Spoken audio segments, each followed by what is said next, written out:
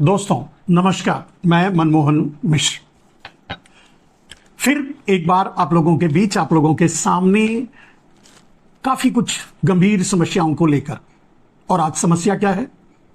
नरेंद्र मोदी ही देश की सबसे बड़ी समस्या है। हालांकि उसका समाधान बहुत जल्द अब निकलने वाला है, लेकिन अभी तो फिलहाल वो एक देश पर बोझ, बर्डन, या यूं समझ सकते हैं सबसे बड़ी समस्या बने हुए हैं। तो बात उन्हीं की करेंगे। मेरे दोस्त, नरेंद्र मोदी के सामने अब 7वें चरण का चुनाव है। 5वें चरण के बाद ही नरेंद्र मोदी को पता चल चुका था कि इंडिया गठबंधन 300 के पार जा चुकी है, जीत चुकी है। यह नरेंद्र मोदी का खुद का सर्वे उन्हें बता दिया था। 6वें और 7वें चरण में उनकी कोशिश नाकाम ही रहने वाली है। लेकिन अगर कोशिश ना करते तो जो थोड़ी बहुत गुंजाइश ईवीएम में घपलेबाजी या दूसरी पार्टियों को धमकाना या सिस्टम के जरिए जबरदस्ती सीटों को छीन लेना, यह सब संभव नहीं था। इसके लिए माहौल बनाने के लिए नरेंद्र मोदी लगे हुए हैं। आपने देखा कि नरेंद्र मोदी मंगलसूत्र से मुजरे तक आ गए।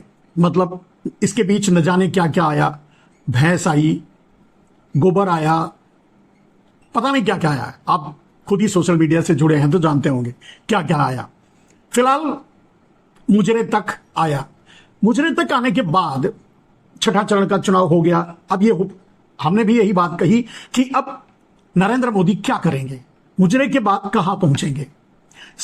7वें चरण के चुनाव के लिए नरेंद्र मोदी कौन सा शगुफा छोड़ेंगे या कितने और नीचे गिरेंगे, कितनी गहराई में, कितनी ओछी मानसिकता का वक्तव्य देंगे, ये अब सामने आएगा। हालांकि आपने देखा कि सोशल मीडिया में किसी भी प्लेटफॉर्म पे उनके अपने चैनल यानी गोदी मीडिया के चैनल यानी डाबर चैनल यानी सुपारी वाले चैनल जो उनके हैं, जो 200-300 उनका इंटरव्यू कर डाले, पता नहीं इससे कमी, जो भी ऐसे मैंने बोल दिया, बहुत ज्यादा ही इंटरव्यू दे डाले हो नरेंद्र मोदी। हालांकि इंटरव्यू में कुछ बोलना उनको है नहीं, सब लिखा लिखाया पढ़ देते हैं और वही ले जाकर के वो, यहां तक कि वो वीडियो भी बनाकर देते हैं, एडिट करके भी दिलवाते हैं अपने आईटी टीम से, और वही जो है न्यूज चैनल चलाते हैं। खैर एक बात ये अलग है, मोदी जो प्रेस कॉन्फ्रेंस जो नहीं कर सकता, वो इंटरव्यू में क्या देता, क्या बोलेगा, निश्चित है कि वो स्क्रिप्टेड बोलेगा, जो पहले से लिखा है पढ़ देगा, रिकॉर्ड हो जाएगा, उसी को काट छाट करके मीडिया वालों को बांटा जाएगा और मीडिया वाले वही चलाने के लिए मजबूर होंगे। कहा तो यहां तक जाता है कि मीडिया वालों को अपना मोबाइल ले जाने की परमिशन नहीं होती। मीडिया वालों जो उनका इंटरव्यू लेते हैं, उनका कैमरा, उनकी टीम कोई नहीं होता है, वो सिर्फ एक फेस होते हैं कि भाई वो इंटरव्यू ले रहे हैं, सामने बैठे होते हैं, बस, बाकी और कुछ नहीं। सब कुछ नरेंद्र मोदी का अपना सेटअप होता है।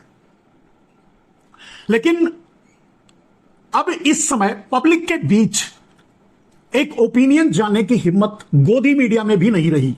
आपको पता चला होगा कि कुछ चैनलों ने ओपिनियन जानने की कोशिश की या ऑनलाइन लोगों से सवाल पूछे कि नरेंद्र मोदी प्रधानमंत्री बनेंगे कि राहुल गांधी प्रधानमंत्री बनेंगे, किसको कितना सीट मिलेगा, इस तरह के सवाल पूछे गए। इसमें नरेंद्र मोदी मतलब 20%, 25%, 30% के नीचे रहे। 70% से 80% राहुल गांधी लेके गए। कहने का मतलब देश का मूड नरेंद्र मोदी को भी पता चल चुका है, गोदी मीडिया को भी पता चल चुका है। अब रह गई ये खतरनाक मीडिया माफिया जो नरेंद्र मोदी के लिए काम करते हैं, हैकिंग करते हैं या डकैती डलवाते हैं, चोरी करवाते हैं, वोट चोरी करते हैं, सांसद चोरी करते हैं, सांसद की खरीदारी करते हैं, वो अभी लगे हुए हैं। इसमें कोई दो राय नहीं। हालांकि उससे भी कुछ होने वाला नहीं है। रही बात ये, आगे बात को बढ़ाते हुए कहना यह है कि नरेंद्र मोदी को जब यह पता चल चुका है कि वो हार रहे हैं, वो जा रहे हैं, तो निश्चय ही नरेंद्र मोदी फाइनली क्या करते हैं? ड्रामा। इसके अलावा तो उनके पास अब कुछ है नहीं। सरेंडर ड्रामा, मतलब अपने आप को समर्पण वाला ड्रामा। ड्रामा, सिर्फ ड्रामा, हकीकत कुछ और है। कुछ लोगों का यह भी अनुमान है कि नरेंद्र मोदी इमरजेंसी लगा देंगे, लेकिन अब मुझे नहीं लगता कि नरेंद्र मोदी इमरजेंसी लगा पाएंगे या लगाएंगे, लगा ही नहीं सकेंगे, क्योंकि सबसे बड़ी बात है कि नरेंद्र मोदी अब डिफेंसिव मोड में आ गए हैं, अटैकिंग मोड से दूर हट गए हैं, बहुत आगे निकल चुके हैं। अटैक करने की पोजीशन में अब नरेंद्र मोदी नहीं रहे, डिफेंसिव सिचुएशन में है। वैसे भी नरेंद्र मोदी का डीएनए जो कहता है, जो उनका इतिहास कहता है कि पलायन में विश्वास रखते हैं, भाग जाने में भरोसा रखते हैं, तो भागने की तैयारी में लगे हुए हैं। हर तरह से जब उन्हें निराशा मिली तो आपको पता चला होगा कि शायद सोशल मीडिया के द्वारा मुझे भी पता चला कि वो 30 तारीख के बाद तमिलनाडु कन्याकुमारी में आएंगे और एक आत्ममंथन का ड्रामा करेंगे, आत्मचिंतन का ड्रामा करेंगे। खैर, झूठ बोलने वाला कभी आत्मचिंतन करता नहीं, और पूरी जिंदगी झूठ बोलने वाला और झूठ के सिवा कुछ भी नहीं बोलने वाला तो कर ही नहीं सकता, क्योंकि आत्मा उसमें होती नहीं।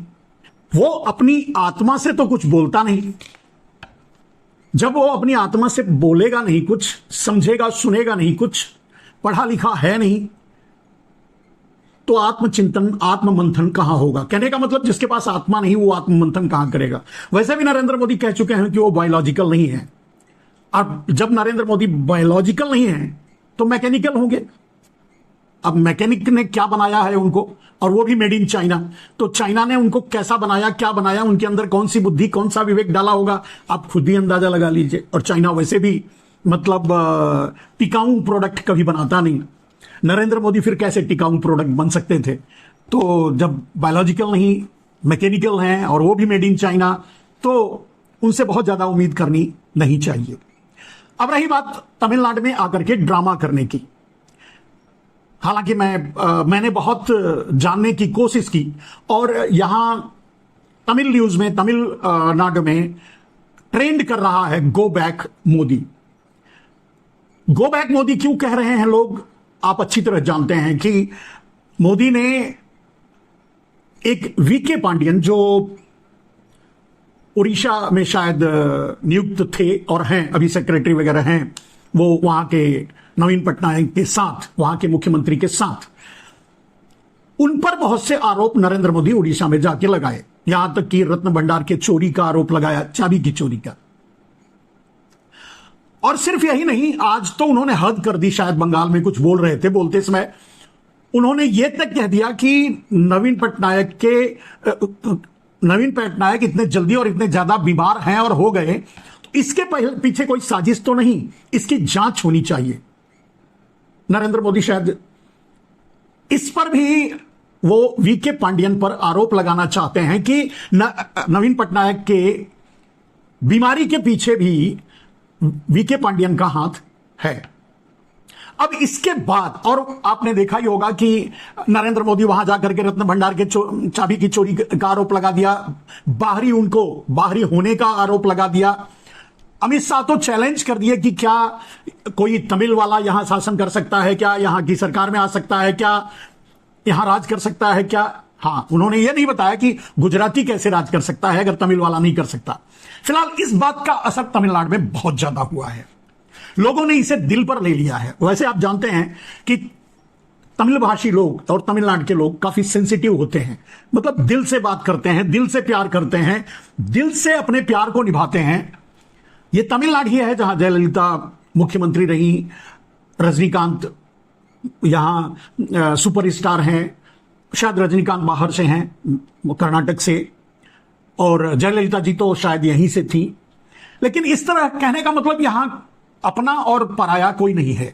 नरेंद्र मोदी की जो सोच, नरेंद्र मोदी और अमित शाह की जो घटिया सोच है, वैसा यहां कोई सोचने वाला नहीं है। और यही बात यहां के लोगों के लिए चुभी है कि नरेंद्र मोदी तमिलनाडु को चोर कैसे कह सकते हैं। दूसरी बात, और अमित शाह अलगाववाद की बात कैसे कर सकते हैं, तमिलनाडु को अलग करके कैसे देख सकते हैं और कैसे बोल सकते हैं। और यह बात यहां पूरी सोशल मीडिया में छाई हुई है।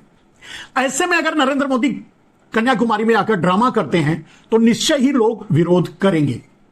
भले ही नरेंद्र मोदी के पास पावर है, पूरा शासन है, पूरे शासन को लगा करके आए और जो ड्रामा करना है वो करें, लेकिन विरोध तो होगा, अगर सीधे नहीं होगा तो दिल में तो विरोध है ही कि नरेंद्र मोदी ने ऐसा क्या कहा। और पहले कहा, उड़ीसा में कहा, आज बंगाल में शायद भाषण देते समय नवीन पटनायक के स्वास्थ्य का आरोप भी तमिलनाडु की साजिश के रूप में दिखाने की कोशिश की, बताने की कोशिश की, यानी वीके पांडियन को उसमें भी घेरने की कोशिश की, आरोप लगाने की कोशिश की। नरेंद्र मोदी शायद अपने कैरेक्टर का ही पूरे देश को समझते हैं। नरेंद्र मोदी के बारे में आप जानते हैं कि गोधरा कांड करवा करके पहली बार वो नॉर्मली डेपुटेशन पर चीफ मिनिस्टर बनाकर भेजे गए थे। अटल बिहारी वाजपेयी और अडानी ने उनको भेज दिया था, भेजने की गलती की थी जिसका परिणाम उन्हें भुगतना पड़ा। उसके बाद गोधरा कांड करवा करके वो दूसरी बार चीफ मिनिस्टर बने। उसके बाद जितने सबूत थे उसको मिटाने के लिए हरेन पांड्या जैसे लोग या और न जाने कितने लोगों को मारा, जज तक को मारा। तो नरेंद्र मोदी शायद अपने जैसा ही, अपने अमित शाह जैसा ही देश के सभी लोगों को समझते हैं, और खास करके तमिलनाडु के वीके पांडियन को जो उन्होंने समझने की कोशिश की वो निहायत ही घटिया और वाहियात बात उन्होंने किया, सोच जाहिर की। हां, हालांकि जो आदमी जो खाता है वही उगलता है। नरेंद्र मोदी जो सोचते हैं, जो करते हैं, जो उनके जीवन में है, जो उन्होंने किया है, जो उनकी राजनीति में है, वही उन्होंने वीके पांडियन पर आरोप लगाने की कोशिश की। लेकिन उसका असर यह है कि तमिलनाडु के तमिल भाषी लोग या तमिलनाडु से कोई भी नरेंद्र मोदी के ड्रामे को देखने के लिए तैयार नहीं, बर्दाश्त करने के लिए भी तैयार नहीं, सुनने के लिए भी तैयार नहीं। अब उनका ड्रामा बेटर है, बेहतर है कि वो कहीं और करें तो ज्यादा बेहतर है। पहले की तरह हिमालय में चले गए थे, वहां ड्रामा किए, तो वहां जाकर के ड्रामा कर सकते हैं, करना चाहिए, उन्हें ऐसा ही करना चाहिए। तमिलनाडु के लोगों पर नमक नहीं छिड़कने के लिए यहां नहीं आना चाहिए, नमक छिड़कने के लिए यहां नहीं आना चाहिए। ये तो ये मेरा कहना नहीं है, ये यहां की सोशल मीडिया में जो चल रहा है, जो लोग जिस तरह से कमेंट करते हैं नरेंद्र मोदी को लेकर के, मोदी का नाम अब मोदी नहीं, एक यहां बहुत एक अलग लैंग्वेज है ऐसे लोगों को उद्धृत करने के लिए। लोग इस तरह के शातिर, चालाक, मतलब खतरनाक लोगों को यहां की भाषा में केडी कहा जाता है। और नरेंद्र मोदी के लिए अब तमिलनाडु में कोई भी मोदी शब्द यूज नहीं करता, बस केडी शब्द यूज करता है। तो अब जब जहां ऐसा है, जहां स्थिति ऐसी है और नरेंद्र मोदी नमक पे नमक और मिर्च भी छिड़क रहे हैं, नमक भी छिड़क रहे हैं, घाव भी मार रहे हैं, उसे कुरेद भी रहे हैं, उस पर मल भी रहे हैं, ऐसी स्थिति में ना आए तो बेहतर है। चलिए, उनकी मर्जी, आए या जाएं, जहां ड्रामा करना होगा करेंगे, हम तो बस वैसे ही कहा यहां के माहौल को देखते हुए। वैसे भी कोई खुशी से नरेंद्र मोदी का स्वागत तो नहीं करेगा, चाहे चीफ मिनिस्टर हो, प्रोटोकॉलिक रूप से कोई भले कर ले। यहां यह बात अब मिट गई है, डीएमके हो, एडीएमके हो, दूसरी और पार्टियां हो, पार्टियों की बात ही खत्म हो गई है। मैं लगभग हर पार्टियों से एक एक, दो, चार लोगों से सवाल किया, हर पार्टियों का यही जवाब है मोदी के लिए। जो शब्द मैंने कहा वही लोग यूज कर रहे हैं। एक दूसरी नहीं चाहते कि मोदी इस समय तमिलनाडु में आकर कोई नया ड्रामा करें, क्योंकि जहां वो जा रहे हैं वो तमिलनाडु को कटघरे में खड़ा कर रहे हैं, वीके पांडियन को कटघरे में खड़ा कर रहे हैं, और वीके पांडियन के जरिए पूरे तमिलनाडु को दोषी बनाने की कोशिश कर रहे हैं, पूरे तमिल भाषियों को दोषी बनाने की कोशिश कर रहे हैं नरेंद्र मोदी इसके लिए। चलिए, इस बात से आगे बढ़ते हैं। आपने देखा होगा, मैंने कहा कि मुजरे के बाद अब कहां आगे कितना जाएंगे, तो मोदी आगे बढ़ गए। आज संडे और फ्राइडे पर विवाद खड़ा कर दिया। संडे और फ्राइडे, आप जानते हैं, संडे को कहा कि अंग्रेजों की देन है, फ्राइडे को कहा कि मुसलमानों की देन है, उनके लिए फ्राइडे है। वैसे मैंने भी समझने और जानने की कोशिश की कि हम लोगों के लिए भी कुछ है, यानी हिंदुओं के लिए भी कुछ है, तो ऐसा तो कोई डे नहीं मिला। नरेंद्र मोदी ने कोई डे नहीं दिया कि इस दिन हमको मनाना चाहिए, छुट्टी रखनी चाहिए, क्यों फ्राइडे रखा जाए, क्यों संडे रखा जाए। लेकिन एक विवाद, मतलब नरेंद्र मोदी गिरी हुई बात करने से बाज नहीं आएंगे, तो उनमें से वही एक, कुछ नहीं मिला तो संडे और फ्राइडे का विवाद शुरू किया। ये उनके अंदर जो क्रिश्चियन कम्युनिटी के लिए नफरत है, मुस्लिम कम्युनिटी के लिए नफरत है, वो खुलकर सामने धीरे धीरे ऐसे इस तरह से आती रहती है, गाहे बगाहे। वैसे मुस्लिम से भले ही कितनी नफरत करें, लेकिन उनका राजनीतिक इस्तेमाल करने से बचते नहीं। आपको पता होगा, याद होगा कि नरेंद्र मोदी ने जबरदस्ती 3 तलाक पर बिल भी लाया, पता नहीं क्या क्या किया, क्या ड्रामा किया, 3 तलाक बंद करवाया, वैसा उनका कहना है। वैसे मुस्लिम औरतों ने तो नहीं मांग की थी कि उनको 3 तलाक नहीं चाहिए, लेकिन ये नरेंद्र मोदी का ड्रामा है। वैसे नरेंद्र मोदी अभी 7वां चरण बाकी है, कल हो सकता है खतना पे उतर जाए कि भाई सबका देखो किसका कटा है किसका नहीं है, और अब इससे ज्यादा मैं कुछ नहीं बोल सकता, लेकिन नरेंद्र मोदी वहां तक भी उतर सकते हैं। इसके बाद यही बाकी है, संडे फ्राइडे हो गया, बाकी और होते रहे। नफरत का जहर उनके अंदर भरा ही है जो उगलते रहते हैं बार बार, तो खतना पर भी आ सकते हैं, उसे भी न जाने क्या क्या कर सकते हैं। खैर छोड़ देते हैं उनकी बात। वैसे भी नरेंद्र मोदी की बुराई मैं नहीं कर रहा हूं, नरेंद्र मोदी बुराइयों से ऊपर हैं, क्योंकि वो बायोलॉजिकल नहीं है, वो मैकेनिकल हैं। और जब बायोलॉजिकल नहीं है, मैकेनिकल हैं, इस बारे में अभी तक मैंने किसी से मतलब कहते सुना नहीं सोशल मीडिया में, लेकिन सच ये है, कमेंट में मैंने देखा बहुत लोगों ने ये लिखा कि नरेंद्र मोदी बायोलॉजिकल नहीं मैकेनिकल हैं। अगर मैकेनिकल हैं तो उनके पास दिल नहीं होगा, उनके पास दिमाग नहीं होगा, वो तो इज अ फीडेड, मतलब एक डेटा फीडेड रोबोट हैं, ये कहा जा सकता है। और उनको जो भरा गया है अब तक, जितना उनके डेटा में, उनके दिमाग में जितना भरा गया है पहले से, यानी made in China, so China द्वारा, अमेरिका द्वारा और अडानी द्वारा, अडानी अंबानी जैसे लोगों द्वारा, वही वो निकलता रहता है, बजते रहते हैं अपने से। उनका अपनी सोच, उनका दिल दिमाग तो है नहीं, मतलब दिल नहीं है दिमाग नहीं, क्योंकि बायोलॉजिकल नहीं है तो मैकेनिकल है, मैकेनिकल में दिल और दिमाग तो होना नहीं है, मैकेनिक बनाया है उनको, और वो भी मेड इन चाइना। तो फिर सोचने समझने, विवेक, बुद्धि, जमीर, न्याय, अन्याय, ये सब तो उनके पास है नहीं, दया, भावना, भाव कुछ नहीं है, तो वो कुछ भी कर सकते हैं, कुछ भी कह सकते हैं, उनके लिए कहा नहीं जा सकता। वैसे उन्होंने अभी आज चैलेंज कर दिया कि देश में राजनीतिक भूचाल आने वाला है 6 महीने के अंदर, मतलब 4 जून के बाद। लोगों ने ऐसा अटकलें लगाना शुरू किया, 4 जून के बाद इमरजेंसी लगा देंगे, 4 जून के बाद ये कर देंगे, वो कर देंगे, सत्ता नहीं छोड़ेंगे। लेकिन मैं शुरू से कह रहा हूं, नरेंद्र मोदी में वो दम नहीं है, वो हिम्मत नहीं है। नरेंद्र मोदी वो कायर हैं जो मैदान छोड़ते उन्हें देर नहीं लगेगा। आपने देखा कि चाइना के साथ उनका क्या व्यवहार रहा। जब सत्ता में नहीं थे तो लाल आंख दिखाने की बात करते थे, सत्ता में आने के बाद 56 इंच का सीना 56 सेंटीमीटर का बन गया, कम से कम चाइना के सामने तो बन ही गया।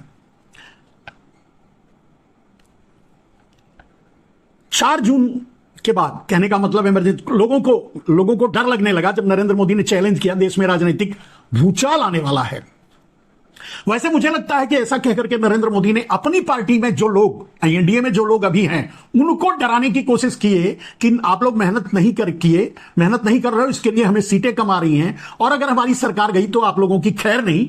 इस तरह का अपने लोगों को डराने की कोशिश अब कर सकते हैं, दूसरे को डराने की हिम्मत तो रही नहीं। क्योंकि आपने देखा कि तेजस्वी यादव को डराने की कोशिश की तो तेजस्वी यादव ताल ठोक कर अखाड़े में खड़े हो गए, आके निपट लो। तो अब उनकी इज्जत भी नहीं रही, उनका डर भी नहीं रहा। बाद में जो होगा देखा जाएगा, वो अलग बात है, लेकिन लोगों में यह बात अब आ चुकी है कि नरेंद्र मोदी अब कहीं किसी को डराने की स्थिति में नहीं है, मतलब डरा नहीं सकते। अब क्या करेंगे वो अलग बात है। अब अपने लोगों को डरा लें, डरा के धमका लें, धमका के दूसरों को, यह अलग बात है। क्या करेंगे 4 जून के बाद? लोगों का परसेप्शन, चाहे जो मेरा परसेप्शन बस एक है कि नरेंद्र मोदी पलायन करेंगे। क्योंकि अभी भले ही ड्रामा कर लें, चाहे कन्याकुमारी में कर लें आत्मचिंतन का, क्योंकि आगे उनको आत्मचिंतन का अवसर तो तिहाड़ में ही मिलेगा।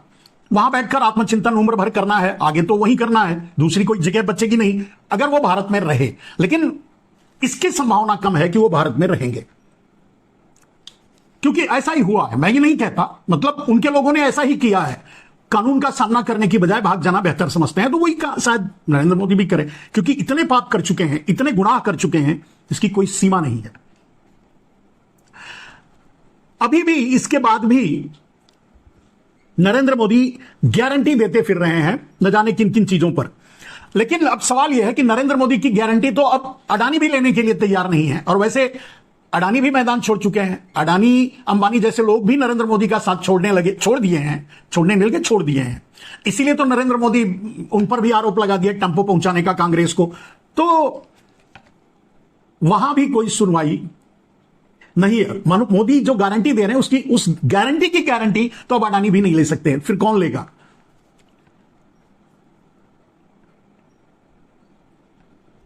नरेंद्र मोदी कहते हैं कहीं एक भाषण में उन्होंने कहा कि बिना घोटाले की सरकार, हमने 10 साल बिना घोटाले की सरकार देश को दी।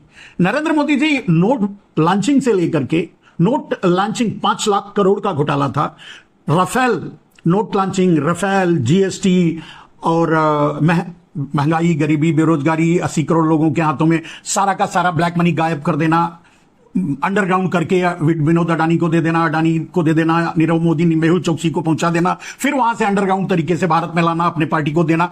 घोटालों मतलब आपने आपका एक घोटाला 70 साल के, मतलब जितनी भी पार्टियां, वो मैं अटल बिहारी को भी वही उसी में जोड़ ले रहा हूं और दूसरी पार्टियों को भी, मतलब आपके 10 साल का घोटाला इज इक्वल टू 70 साल अगर घोटाला हुआ होगा उसका 0.0001% भी नहीं 70 साल में हुआ है। यानी आपने तो इतिहास ही नहीं तोड़ा, पूरा भविष्य भी तोड़ डाला। शायद ही इसके बाद पूरी दुनिया में आपसे बड़ा घोटालेबाज कोई पैदा हो या घोटाला करे आपसे बड़ा। जांच होने दीजिए, आप उतरिए सरकार से, आपको पता चल जाएगा कितने बड़े बड़े घोटाले किए हैं।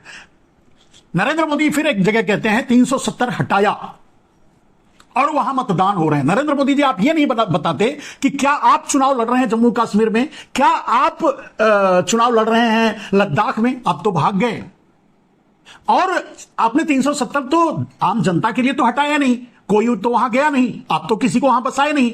आपको अडानी को बेचना था लद्दाख की जमीन, चाइना को बेचना था लद्दाख की जमीन, आपको जम्मू कश्मीर की जमीन बेचना था अडानी को। इसके लिए आपने धारा 370 हटाया, आम आदमी के लिए नहीं हटाया।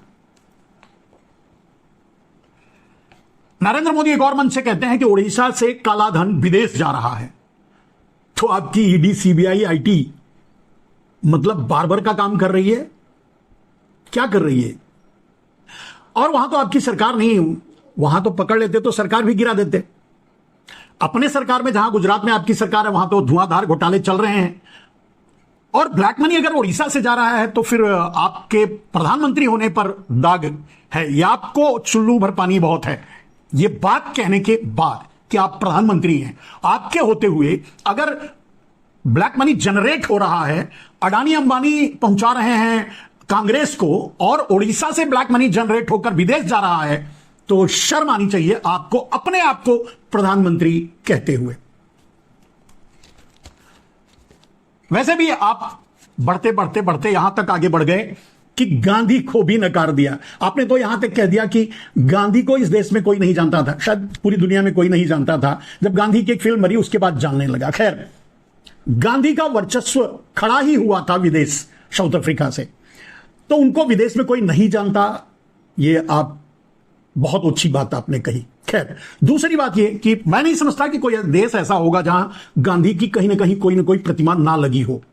तो पूरा देश गांधी को जानता है, पहचानता है। हां, आप गांधी या पटेल को नेपथ्य में डालने की कोशिश किए, कर नहीं पाए।